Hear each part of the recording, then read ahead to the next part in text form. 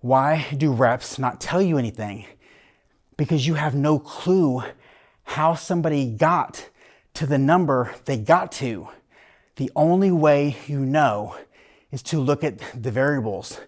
Once again, time under tension is not a training methodology. Do you know what that means? A training methodology is a random system somebody creates that isn't controlling other things. It's a system of saying, here's how you get there, and then here are the variables of how to get there. Time under tension is not that. It is a variable. Does that make sense? In other words, time under tension is part of the equation of our 10 philosophy that helps us get to the thing we're after, which is muscle growth. But it's a variable, and it's not a constant. It has a window, 45 seconds to 90. Some of you clowns think time under tension means slow training.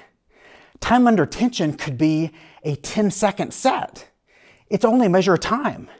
You can't escape time under tension. It is a thing. If you lift a weight, you're under tension for an amount of time. It is not a thing that has a positive or a negative. It is just a thing. So just so you know, time under tension does not mean slow training, and it does not mean lightweight. Let's go set number 3. I'm gonna start my timer. So our time under tension only means that we're under tension for a minute. What happens in that minute is all the other variables, which is the mind-muscle connection, execution, our technique, and basically going at whatever speed we can with control. Now we can play with this. For instance, I'm gonna pick up my tempo a little bit. I can squeeze and move a little bit quicker. I'm still gonna be under tension for the same amount of time.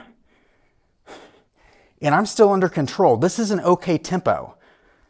I have not given any specific or direct tempo guidelines.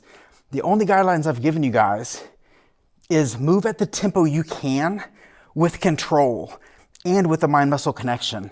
And that's gonna change for each and every one of you. I can tell you I'm about dead. Time is up. Let's see if I can fight through it.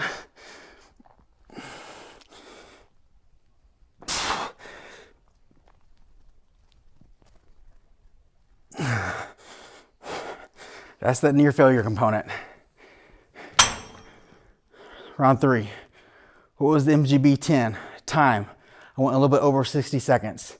Tension. That was my ability to fight the weight that I chose, which was 105.